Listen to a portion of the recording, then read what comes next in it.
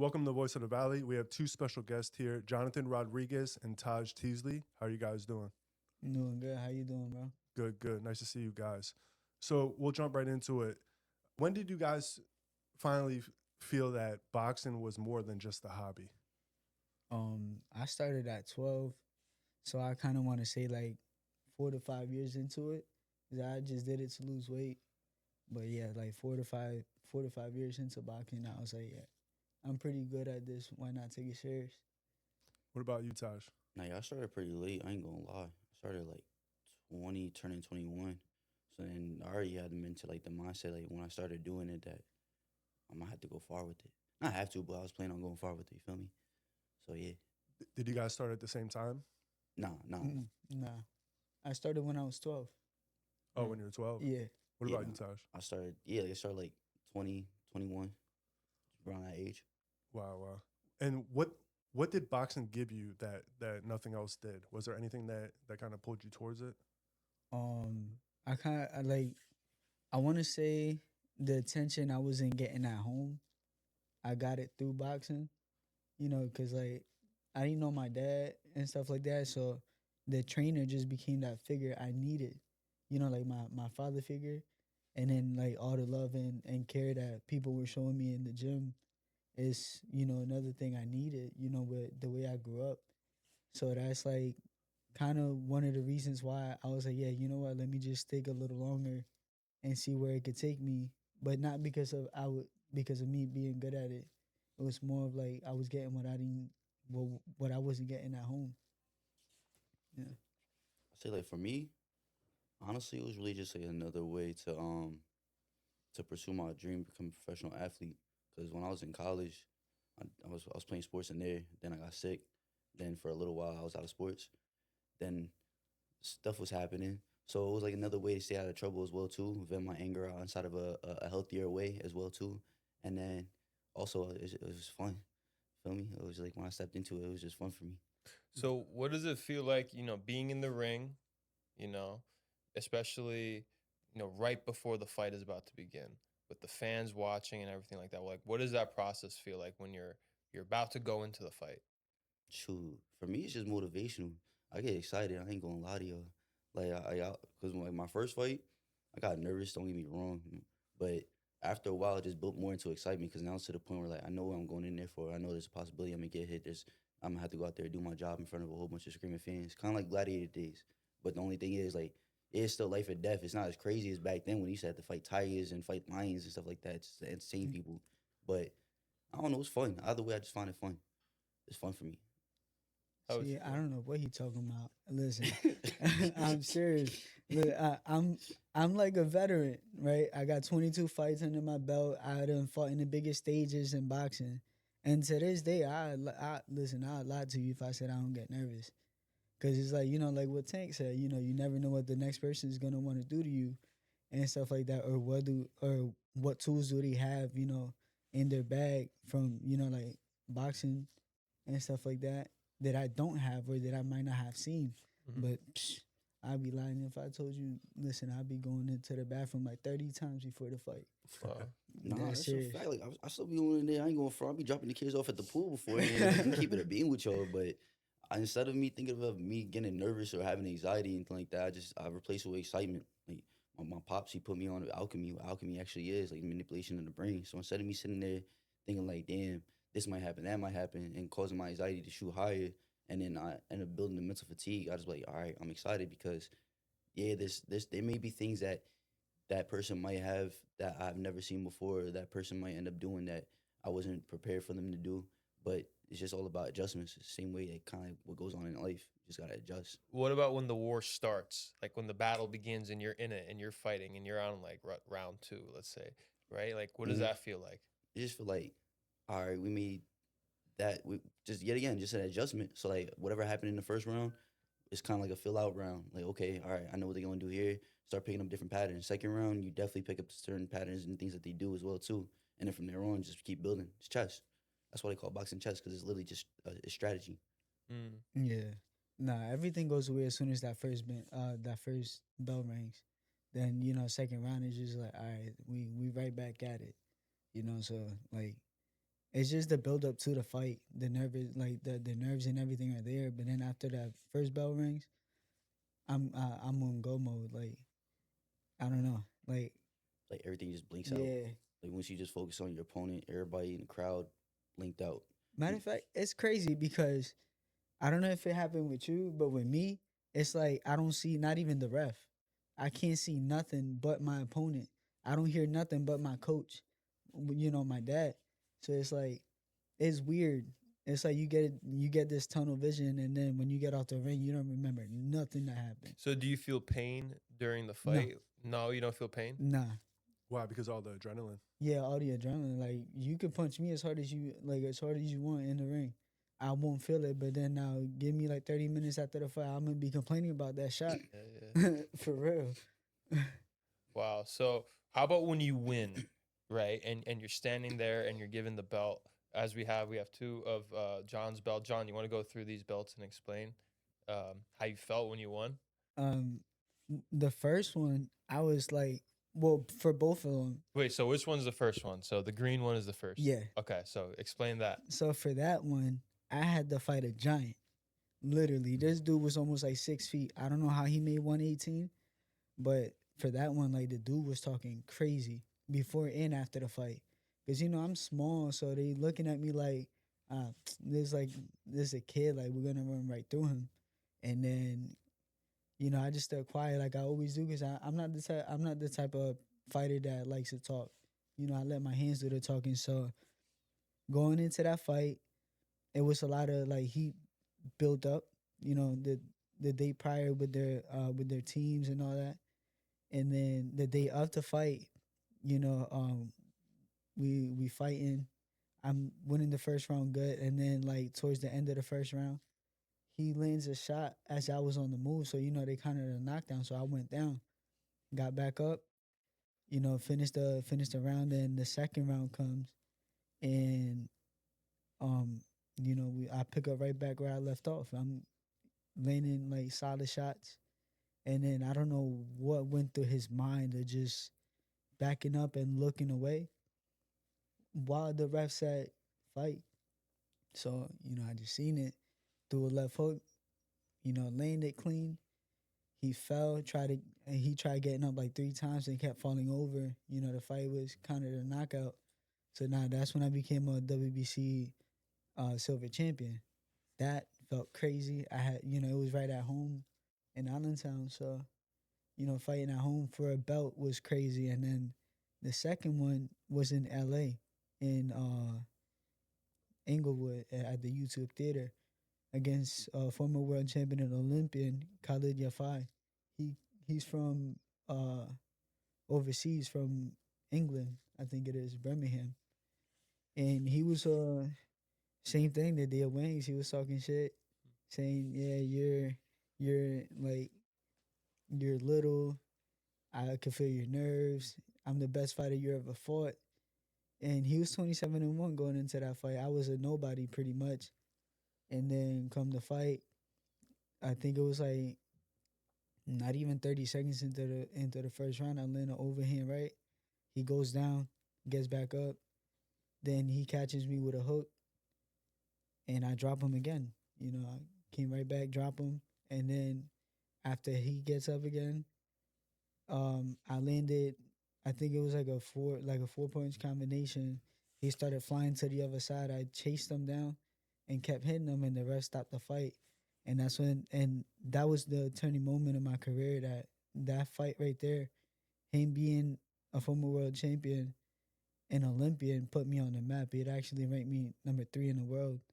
So that was so surreal. But for both of those, the next morning when I woke up, I was like, yeah, it really happened. Like, because I get, like I said, it feels like a movie. So until the next morning.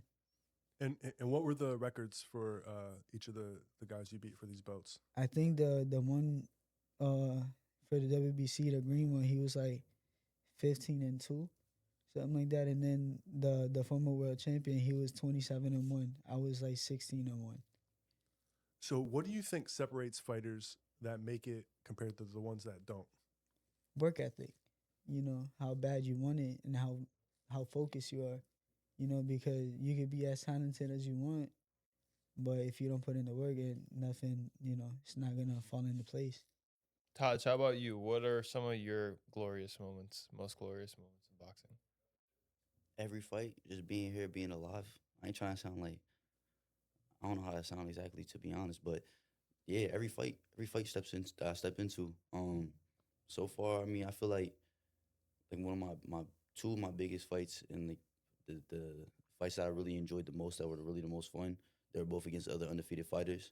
And then one of the guys I'm actually cool with now, cause come to find out, cause um I grew up raised out here, but I also used to live in the Bronx as well too. Like went to school out there and everything too as well.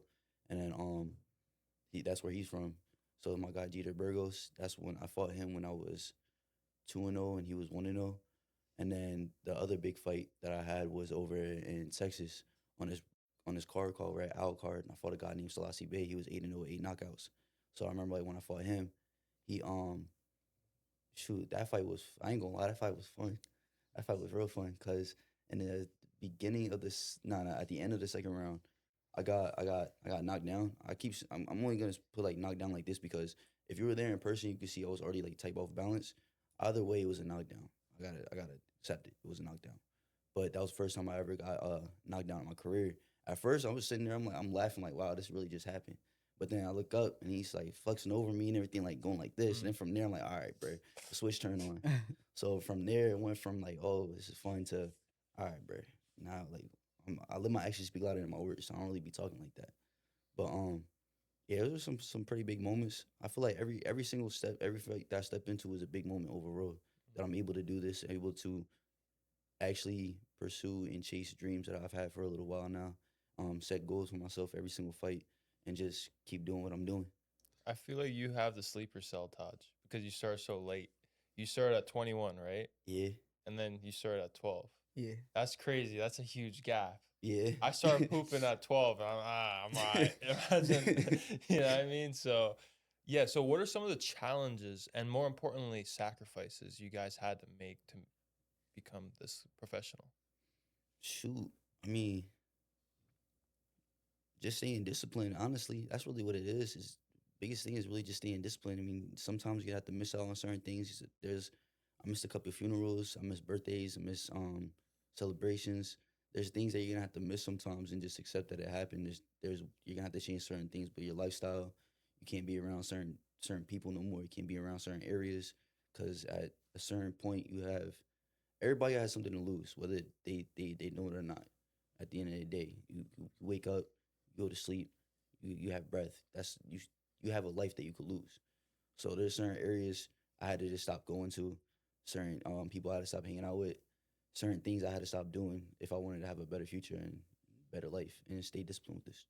Oh, Yeah, as far as me, like, I'm not a person to go out. Like, I don't like going out. I don't like clubbing or nothing. So, like, on that side of things, like, I have nothing to lose. But I'm a family person. So, like, one of the things I lose out on is a lot of time with my family, my nieces, and stuff like that. So, and another, like, one of the biggest sacrifices I gotta make, I'm not gonna lie, is the food. I like to eat. So, that's one of the sacrifices. But you know, outside of that, like, it's not too much for me other than, you know, family time.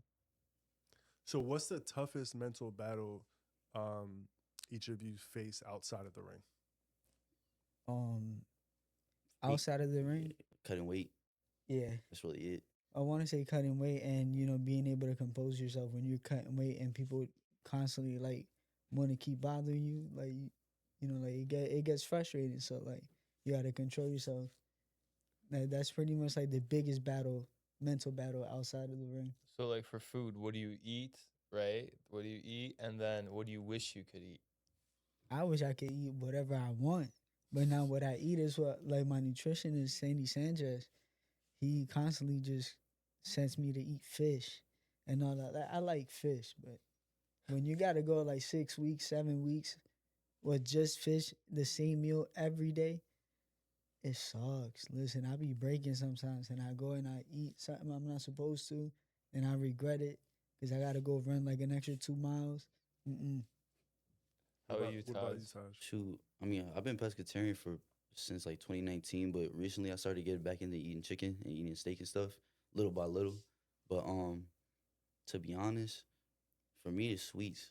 I like bakery items and sweets and cakes and ice cream and all that. So there's certain times where if I'm gonna eat any type of sweets, I gotta eat like healthy sweets or something like that. Like I'll definitely Googling different ways to make healthy sweets. Like, oh, for example, you can get some strawberries, cut up some strawberries, right? Put them Jones in the oven, and then if you put them up for a certain amount of time, they basically like not Jolly Ranchers. Actually, nah, yeah, they basically turn into, I think it's Jolly Ranchers, something like that. I'm probably wrong. I like I said, I don't remember, but it's just know it's some type of healthy candy. Feel me? What about Starburst? Is it kind of like a Starburst or Type yes and no. It's just know it's good. It's fire. Yeah. Where'd you find this at? You ain't send it to me. You ain't asked. You ain't never told me.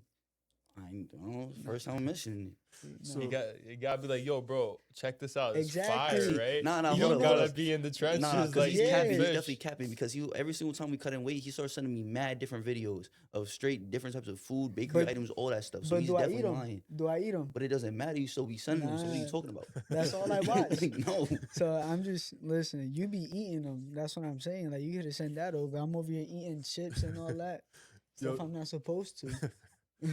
I just want to ask this: what does a brotherhood look like in fighting? Like a true brotherhood that y'all are showing up to the gym, y'all are at each other's fights, y'all are motivating each other. What does that look like? Oh, we talk. Like we be talking. Like there was this one time where we were sparring, and then I happened to land a shot while he was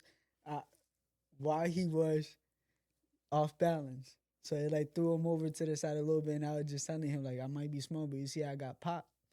So I always hold that against him, you know. And then there was this one time where like I threw my Real quick. Nah, the one of the overhand. things Hold he's on, not hold on, hold on, mentioning. hold on. You're gonna have your time. Like it was this one time where like I threw the overhand. Like that's my best shot. I drop everybody with the overhand, world champions and stuff like that. So I threw it, and then he just seen it at the last minute and moved. So I'm telling him, and I still tell him to this day, who knows what would have happened if he would have dropped from that overhand. All right, so boom. First off, from my point of view, when I seen the intent in his eyes, like you know when your body feels danger, or like if at least like your body feels like okay, you got to get the hell up out the way. So I seen it in his eyes. He was really trying to hit me full force. So as I see that, I'm like, oh nah, he's definitely not finna land this because what he's not mentioning is that I had to. This is when he had to fight for the WBC silver title for the green belt. What he's not mentioning is I had to mimic his opponent. So he's only able to even hit me with any of these shots because I'm mimicking his opponent. And for some reason, his opponent's guard was mad weird. That's the best way I could put it. It was weird. It was very open. So he tries throwing that shot. I'm like, hell no, I'm not dealing with this. So I move out the way. And then from there, I was about to return fire. But I'm like, nah, we're working. Now, the shot that he's talking about caught me off balance. Like, where I was a little off balance and moved me over a little bit, put me into the rope. Yet again, I'm mimicking his opponent. So his opponent's footing, my footwork's way better than his opponent. His opponent's footwork was not all that good. day. His opponent's footwork was just, he'll just stand there, do certain things, and then just try to move. I don't even know how to explain it. It was just mad awkward. So from then on, after that, and he kept talking, I'm like, all right, bet. So I literally just kept him with my reach, kept him from the outside from my reach, and he started getting mad. Yeah, because you had that jab, right? Yeah. Yeah, I almost that crashed lefty out. jab. I'm not gonna lie. I almost took my gloves off and just walked off. Really? Do you Yeah. think that helped you sparring him for the fight? Oh, absolutely. Like the work couldn't get any better for that fight. You know, like I give him his props. Like he did help me OD, but he also knows I'm gonna be talking, Yeah. just like he be talking too. I don't know what he's talking about. So someone new to boxing, can you guys kind of explain each of your fighting styles? I kind of want to see I'm more like a boxer puncher. Like I could fight if I need to fight, or I could just outbox somebody if I need to outbox somebody, or I could just sharpshoot. You know, pick and choose my shots, land the right shots so instead of just throwing shots. So that's like pretty much how I could like describe my style. And you know, I'm a relentless fighter. I adapt to whatever the opponent has to bring to the table. Yeah, a lot of people usually just say I'm technical, but I would just say I'm an adjuster. It's like I adjust to my opponent. So if my opponent, there's certain things that I see where I have to fight him technically, I'll be technical. I'll be a boxer puncher. If he actually hits me, then he brings the best out of me, and brings out the aggression. It just depends. Depends on my opponent for real. That's the best way I could put it. Do you guys adapt to your opponents, or do you force them to fight your style? I don't fight my opponent's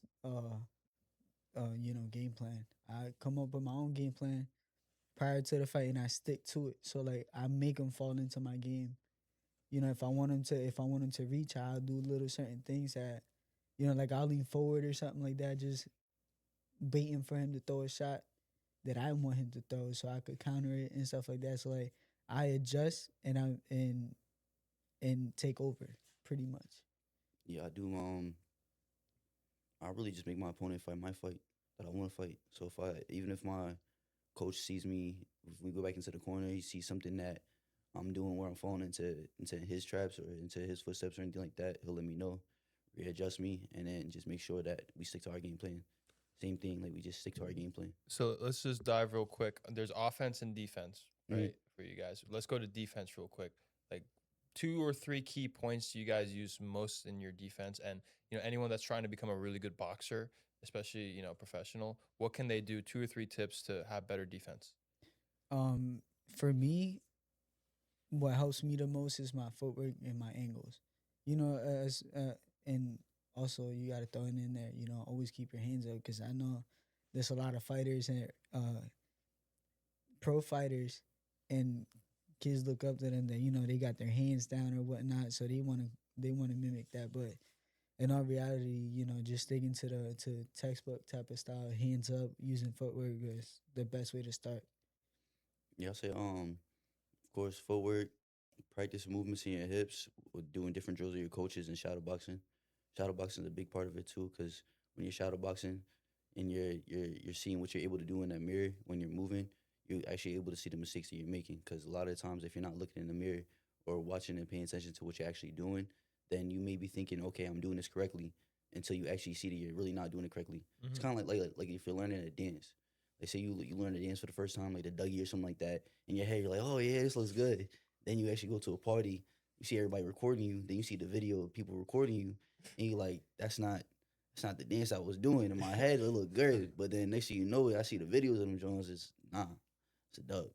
What about so I know that's defense, but what about dodging? Because you know dodging is like this. It looks so cool. First of all, it looks so cool when you guys dodge, right? But you know, I don't really box, but I've sparred a couple of times, and it kind of like slows down.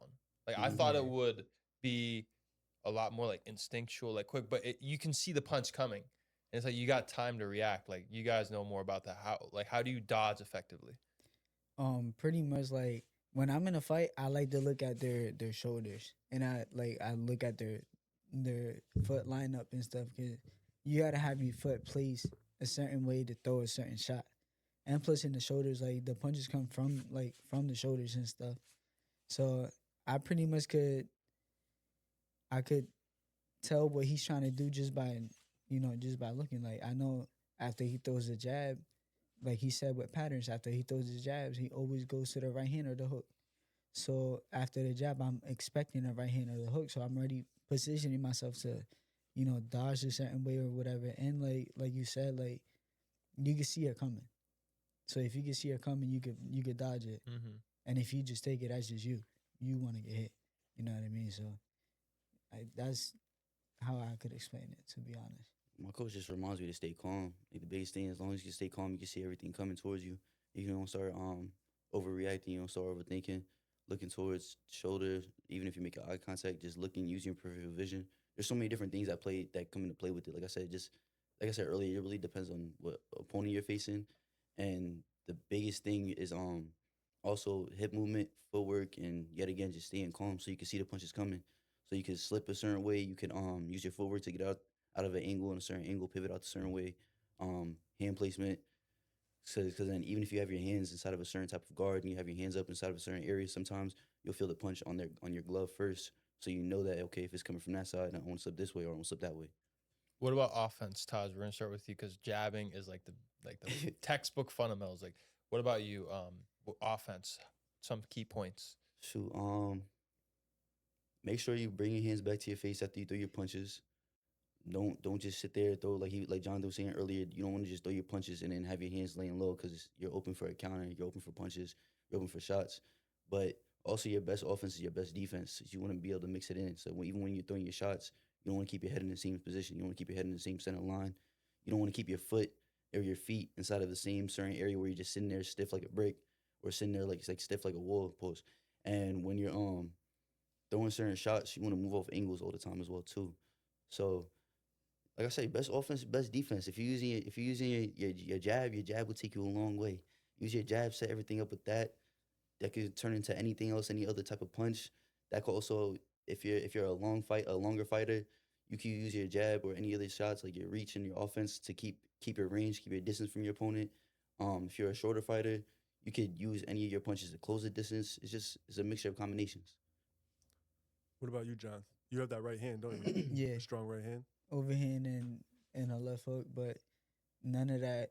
Oh yeah, the left hook as well. Yeah, but none of that is able to land without the jab, like you said. You know, your jab's your best tool, and even just throwing punches, you could throw punches and miss them on purpose, just to set up another shot. Like I'm gonna throw the right hand, I'm gonna make you move that way, but when you come back center line, you're meeting to the hook. So it's like a lot of feints too. Yeah. You know, you want to throw not to land every single time. You know, you want to throw to set up shots. And the best way to set up a shot, you know, is using your jab and your feints. So starting with you, Jonathan, what was the toughest fight of your career mentally and physically? Mentally and physically, I want to say when I fought Tenshin Nasukawa in Japan. He actually fought Floyd Mayweather in an exhibition fight. And yeah, I kind of want to say that was my toughest one mentally and physically. Mentally, because, you know, I'm in a different country I never stepped foot in. And, you know, like the environment, how everybody was towards me and stuff like that, it was so unexpected. And then, you know, physically, because I just took a 16-hour flight. I was only there for 8 days prior to the fight, so I still didn't, like, I didn't adapt to the time like I should. I was up, like, at 4 in the morning texting with him. He was over here yelling at me, like, why you not sleeping? I'm like, because I'm not tired. Like, I was falling asleep while getting my hands wrapped. So it was crazy. What about you, Tahj? I say my third professional fight, the first time I fought another undefeated fighter against a guy named Gita Burgos, because I'm still adapting to the professionals, and I'm also still adapting to boxing overall too. So the guy I'm fighting, he had mad amateur experience. Literally, as I'm and this goes into mentally as well too. It's what forced me to start working on my mental aspect, because even as I'm walking into that fight, we're at weigh-ins. Mad people I don't even know, like, oh, who you fighting? I'm telling them who I'm fighting. They're all the same reaction, like, ooh, man, I just seen him do this, spar this person. I seen him do this. I seen him do that, da-da-da. And then it actually made me mad, because in my head, I'm like, all right, that's cool. That's what's up. Good for you. But then hearing it over back to back to back to back, I'm like, all right, bro, y'all haven't seen me yet. So, like, that just made me want to go out there and do it even more and just put on a performance. But another reason why it was even more challenging is because I made it more challenging for myself than it actually had to be as well, too. Because, yeah, he was a shorter fighter, but he was that come forward aggressive type of fighter. And physically as well too, he knew how to cut off the ring and everything like that. And yet again, I'm just starting out, so there's still certain things I still have to learn from experience. I came out with the dub, don't get me wrong, but that was my only fight out of all my 13 fights that I've won by I think it was majority decision, because all my other fights were either unanimous decision, KO or TKO. And then yeah, honestly, that's the one I could really say that really did the most physically and mentally. But then afterwards, you know, I went to his locker room, gave him his props, showed him the respect. That's what I usually do with most of my opponents. Not all my opponents, but some of them and stuff. You feel me? And then just still show the respect, because you stepped in that ring. I stepped in that ring. There ain't nothing but respect afterwards. At least, like, during the fight, of course, you can't show them too much respect. What has boxing taught you about pain that applies to real life? Everything temporary. Right. It ain't gonna last. You have tomorrow. You have another day to live. Don't focus more on what you can in the present moment, and don't look too far into the future. At the same time, also don't look too far into the past. It's the same way with life. You look too far into the future, you look too far into the past, You just keep sitting in the past, you're not gonna grow. You look too far into the future, you're gonna get a lot of anxiety. You set way too many goals sometimes, or you may start overthinking. But if you just stay there right in the moment, you live in the moment, you work in that moment, and you work on what you could work on today, just take it day by day, step by step. That's powerful. Yeah, I feel like boxing taught me that pain at times is necessary to build you to the person that you're supposed to be. You know, it builds character. You know, like talk about it like in training camp, you go through so much pain, blood, sweat, and tears, and stuff like that to then come out victorious the day of the fight. So pain sometimes, not all the time, but at times is necessary to get you to where you want to be. So You brought up training camp. What does a typical training camp look for each of you guys? a lot of fights with my dad. I ain't gonna lie, we argue all the time, but you know, we only argue because I know he wants what's best, and you know, just me being hard headed, like I go off a regiment and stuff like that. But we like during training camp, we do 3 sessions a day, 2 to 3 at times. You know, but we be you know, we run a lot, spar a lot. We bring people into the gym from like different states and stuff like that just to help us get ready, and you know, just not going out, not doing nothing physically with anybody and stuff like that. So it sucks. But like I said, you know, you gotta go through those times to come out victorious. That's why I got those there. It's worth it. What about you, Tahj? How does is training camp different between you guys, or do you have a different approach? No, it's similar. I mean, it's the same thing. Just training for me is like 3 to 4 times a day. A lot of running, a lot of learning, a lot of education, a lot of experiences. Honestly, I ain't gonna lie. Like when I start making the bread, I want to start having these training camps, the isolated training camps. So I don't have my phone. I don't have nothing like that. Cause honestly, I like being by myself. Mm. And I mean, yeah, I like social environments. But when I'm preparing for a fight, I love everybody, but I ain't gonna lie. It gets annoying sometimes when people are consistently trying to contact me, or they're trying to like, oh, but we're supposed to hang out this day, we're supposed to do that. Like, bruh, you don't understand. It's not the same. Like, I have to get into that type of mentality. I have to get into that mode where I'm going into a fight. It's literally kill or be killed. So, cause right now I'm 13-0 for a reason. I just work really hard. I stay focused. I do what I have to do. I stay disciplined. And it's not only just me. It's also our coach. Our coach stays on top of us like a father figure. He makes sure that we're good. Make sure that we're doing things we have to do. Make sure we stay disciplined. And there's a lot of sacrifice that goes into it, where we're sacrificing social things. But there's times where I try to make sure people understand more that I'm in training camp right now. I'm getting ready for a big fight. I want to stay undefeated, because nowadays in today's age of boxing, it's not the same as mixed martial arts. In mixed martial arts, like say you see somebody at the PFL or UFC or anything like that, they could take a couple lessons. I don't call them losses because they're literally lessons you learn from them. But they could take a couple lessons. People are still gonna show a lot of respect, love, and everything like that. But in today's boxing community, they don't treat it like that. They put you on a point where after you lose that undefeated streak, you have to basically not start all over again, but you go back 2 or 3 steps before they move you up again.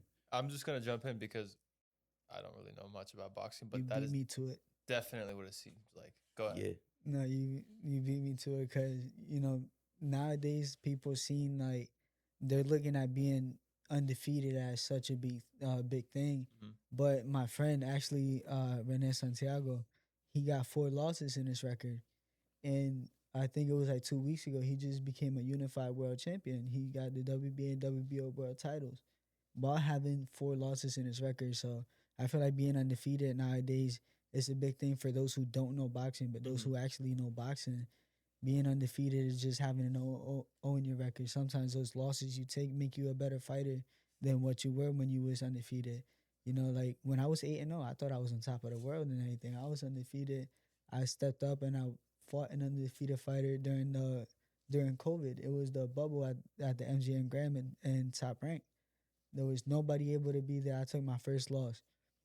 I thought the world was over for me. I didn't want to box no more and stuff like that. But then an opportunity came up with 2 world champions. They called me to do training camp with them. So I'm like, all right, I just lost and they want me to help them get ready for a world title fight. You know, that's just how I looked at it. And then, you know, I switched everything around, became a 2-time champion, and stuff like that. I got 3 losses on my record. But yeah, I'm still holding the belts. I'm still one of the biggest names in the division. Mhm. So being undefeated, yeah, it's great and all. But you can't downplay a fighter who has 1 or 2 losses, because that fighter might be better than an undefeated fighter. You never know. So it's like, look at it when I fought Khaled Jaffa. He's a former Olympian, former world champion, the longest reigning world champion at that. And then look at what I did to him in the first round. Not even 2 minutes into the fight, I knocked him out. And yet again, I'm a fighter with 3 losses on my record. Do you feel like not having your fans there kind of affected you? Oh, absolutely. Because, you know, it was like a sparring match. Like, you don't hear nobody yelling. And then the way Top Rank try to do it, they try to, like put, like, you know, like the buttons that streamers be using to for sounds. They try to use that as, like, you know, to have people yelling and all that. But you could tell, like, it's a speaker. So it's like you're hearing all these shots, like, being landed. Then you land a shot you think is big because it landed loud, but then You hear a it's speaker. it's go, like that's you crazy. yeah, and it's like you look at the fighter like, yo, like, really? Like, I just landed that, you're not gonna move? Yeah. And it was crazy. So that was my first loss. But like I said, sometimes you need those moments of pain and doubt to build you to the fighter you are today. Now, because of that, I'm a 2-time champion. Mhm. You know what I mean? So And Taj, you mentioned discipline. Mm-hmm. How do you guys stay disciplined without burning out? It's mental, and our coach stays on. I ain't going front. Our coach be staying on top of us. Like, for real, he's making sure that. That's why he was saying earlier he be in the arguments with his pops, because on the he's time. hard headed. Like, instead of him, because he'll know that he's in the wrong sometimes, and he'll still just argue. I'll keep it going. Dang. Yeah, Yeah. but then there's like there'll be times where if I catch myself getting agitated, I'll catch myself and then I'll just be like, all right, like, what am I doing wrong? Because they say if I'm doing something wrong, but he's not telling me, that I'm getting more and more agitated, instead of me just stopping and snapping, it's not gonna get nowhere. So I'm not saying he does that. I'm just saying, like, in general. But Oh no, you know I don't. That's my dad, so you know I'm a fight. That's oh my no, dad. yeah, I'm that's gonna what argue. but like, for myself, I'll stop, I'll catch myself, and I'm like, all right, what am I doing wrong? Like, how can I fix this? Because I know that me just being agitated and sitting there aggravated and not actually learning what I'm supposed to be learning, that's not gonna help too much. Feel me? Yeah, can I just jump in? I want to say, yo, Taj, I really, really like the path you're on, right? Appreciate it. When's your next fight? January 30th. January 30th. Yeah, I'm in That's camp right now. literally in like 25 days, 27, 8 days. But Yeah. we were making a joke before, and we were saying that you're the mentor, Taj, right? But I actually got to say, I feel like John is the mentor. See what I'm You know, saying? yeah, you know what I mean? That's what I was saying I'm earlier. feeling this. So I was going to say, like, John, you got to help guide this guy. No, absolutely. You know? Nah, he does. He does a lot. That's what I was yeah. saying earlier when he was trying to be like, oh yeah, he's big bro, he's this, he's that. That's like, no, we're the same age. He has Yeah. he's the OG in the sport, and he's the Yeah. OG when it comes to stuff like that. So, like, he teaches me, puts me on. Then our other homie Brittany, who she's not here right now because she's with her family, but she does the same thing too. She be putting me on a lot of different things. Like, we have a lot of guidance, a lot of people that put us on the different types of information, pieces of information guidance. Our big brother Ronald Cruz, he used to fight sometimes in the gym. Our boy Edwin de Los Santos, he'll be in the gym sometimes. He'll put us on different information. Our coach Kermit Centron, like, and a whole bunch of other people as well too. That we just, of course, we didn't name them yet, but it's a whole bunch of people. We have a lot of people who are giving us game, giving us information, and just helping us out and helping us build ourselves. But the biggest thing is that we're receiving that help, but we have to want to help ourselves. Because What's the goal for you? Are you born and raised in Allentown, Taj? yeah, I was born in Allentown, but I moved around. You moved around. Okay, Yeah. okay. So what is the goal overall for you guys with the sport? Like, what's the goal, end goal? Angle, Yeah. shoot, to retire healthy, but not only that, but also set myself up with financial stability and be able to set myself up with a lot of different types of networking points that will put me in the future with different types of what's the word? Different connections, different networking connections, just being healthy, being happy, winning a couple championships as well too. I don't plan on it. I'm gonna win a couple championships as well, you feel me? Making the right connections, like I said, and just using this to get to that next level where I want to be at in life. John. See, I'm kind of different, You you keep know, myself calm. Keep because myself calm. That's the biggest thing. like I'm already building. You know, I made history for Bethlehem. I think 4 times already. I was the first one to win Golden Gloves. Well, second one. The first one was like in like 1980 something. But you know, in this modern era, I was the first one to win Golden Gloves. I was the first one to become in the top 3 in the world. I was the first one to fight for a world title eliminator, and then I was the first one to win a intercontinental title. So you know, it's like I'm already building what I want to do, and me, I'm not too much like yeah, the money's good to have or whatever, but I'm not in the sport for the money. I'm in the sport for the legacy, because I want to be able to. By the time I go, I want to be able to leave something to remember. You know, when they talk about boxing in the Lehigh Valley, Jonathan Rodriguez name is definitely going to pop up. Nice. You know, so I just want to build a legacy, and then you know, just my thing with the boxing, I want to be an example for the kids that you know had it hard like I did. You know, I'm a foster kid and stuff like that. Like I was homeless at one point actually too. So I went from being homeless to being one of the best fighters in the world and stuff like that. So like I want to be an example for those kids who might be going through the same thing. So you know, because I was able to do it, you're able to do it. You know, just like I just want to show them that no matter where they at in life, you know, they could always turn everything around in a Diving deeper into that, John, because that's probably the most important thing you can do in your life. Yeah. Right. The most important thing you can do is inspire other people and be an example to them. Right. Right. You know, what more could you say about that topic that, you know, that you're so passionate about? Because that's everything. Like I could see you in the next 20 years making a legacy of, you know, not just boxing, but training, yeah. like being a leader, you know, organizing events, stuff like that. Like I've actually started too. Like I go to schools and I talk to the kids and all that. You know, because like I said, I want to be somebody. I didn't have a mentor. You know, I didn't have a mentor coming up until I actually joined the gym. You know, so like I said, like I want to show them that they could do whatever it is they got in mind, and yeah, like I wanna keep going to schools, talking to all the kids and all that, and you know, like I'm using social media as of now, you know, to put a message out there, put a word out there, because like if you see my posts and stuff, like my captions is always like something positive, something for kids to you know to read and be like, oh, like you know, like to make an impact, you know, and that's pretty much what I want to do. You know, just inspire the youth, because you know they're the next generation. We're already almost on our way out, so somebody got to take over, right? Why not be the little kids, you know, coming up? For sure. So before we wrap up, what advice would you give the younger generation or kids just starting out in boxing? I'll probably just say, you know, stay focused, listen to your coach, and never be one of those types who think you know it all and are unteachable. Like, be teachable. Like I'm still learning new things to this day. You know, be teachable and listen to whoever it is you're training with. What about you, Taj? What do you think? Believe in yourself and don't ever give up on your dreams. Take everything one day at a time and remember that you can do anything you put your mind to. Because if you don't have that self belief, even there's going to be a lot of people that are going to try to bash you. A lot of people are going to try to down you. A lot of people who are going to, they're not going to see the vision that you see because it's your vision. It's not nobody else's vision. It's your vision for a reason. God gave you that vision for a reason. You really have to keep working as hard as you can. There's going to be a lot of times where you're going to feel like, damn, I don't want to do this no more. But from there, just keep pushing. Don't give up. Follow yourself. Follow your path. Do what you think is right. It's nobody else's life but yours. You're your own author of your own book. So Right.